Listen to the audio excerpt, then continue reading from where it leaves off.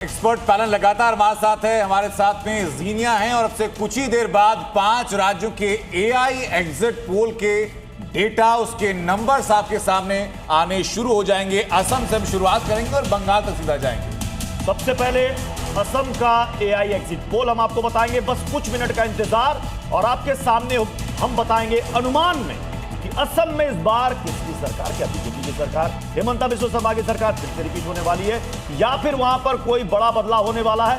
सटीक अनुमान AI exit poll का वो आपके सामने हम रखने वाले हैं। सतीश गौतम लाहिरी से जुड़ चुके हैं हमारे साथ। सर, विनम्र निवेदन आपसे है, क्योंकि जैसे एक आमतौर पर होता है ना, जैसे कि डॉक्टर कहीं जाए किसी के भले में बुरे में तो पूछा जाता है डॉक्टर साहब हल्की सी कब्ज जरा कोई दवाई बता दीजिए। वही हमारे साथ हो गया सर, कहीं भी जाए तो आदमी यही पूछता है सर पश्चिम बंगाल में होने क्या वाला है, तो आप बताएं सर जरा।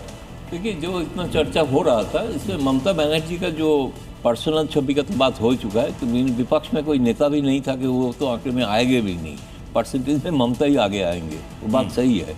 लेकिन उसके साथ टीएमसी का जो एंटी इनकम्बेंसी है उसको दरकिनार नहीं किया जा सकता है। फिर भी उसका जो वोट बैंक आप देखेंगे, वोट बैंक जिसको कहा जाता है वो है महिला, दूसरे है मुस्लिम्स माइनॉरिटी, तीसरी बात एक है कि जो आपका कहता है कि जो माइग्रेटरी वर्कर्स, मतलब जो प्रवासी श्रमिक, 3M बता दिए सर आपने। थ्री तो है। चौथा जो एक है कि बाकी लोगों का जो वोट काटा है, एक मथुआ का वोट जो काटा, वो नेगेटिव इम्पैक्ट है। मथुआ हिंदू वोट काटा है 65%।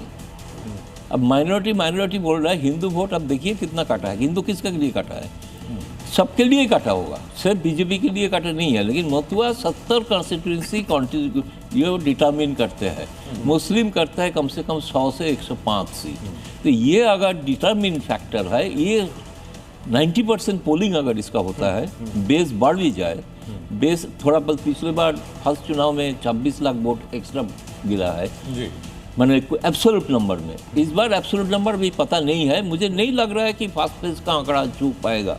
अभी तक जो ट्रेंड है हो सकता है 90 to 93, क्योंकि 5 बजे के जो आंकड़े हैं सर 89.99%। हाँ, और 2-3% बढ़ सकता है आसपास, लेकिन देखना पड़ेगा एब्सोल्यूट नंबर। ओके, मैं चूंकि हम असम की बात कर रहे हैं, थोड़ी देर में दर्शकों के सामने सबसे पहले असम का यह एग्जिट पोल हम बताने वाले हैं। एसके दत्ता सर, आप तो शायद असम से ही आते हैं, पैदाइश आपकी वहीं की है, जन्म भी आपका वहां पर हुआ है। इस बार आपका अनुमान क्या है? असम में क्या सरकार रिपीट हो रही है या? असम में इसलिए रिपीट होगी सरकार क्योंकि कांग्रेस एकदम चरमरा गया है असम पे। और मैं जब बराक वैली, फिर हाइलाकंदी, सिलचर, ये सारे एरिया पे गया हूँ और धुबरी, नलबारी वगैरह, मतदान से 2-3 दिन पहले बहुत सारे ऐसे कांग्रेस के कैंडिडेट हैं जिन्होंने हाथ खड़ा कर दिया और विड्रॉ कर लिया, ये कहते हुए कि राहुल गांधी जी से, प्रियंका वाड्रा जी से किसी तरह का मदद नहीं मिला है। तो ये कहीं ना कहीं पे दर्शाता है कि वहाँ का जो सांगठनिक ढांचा है कांग्रेस का, वो किस तरह से चरमरा गया है।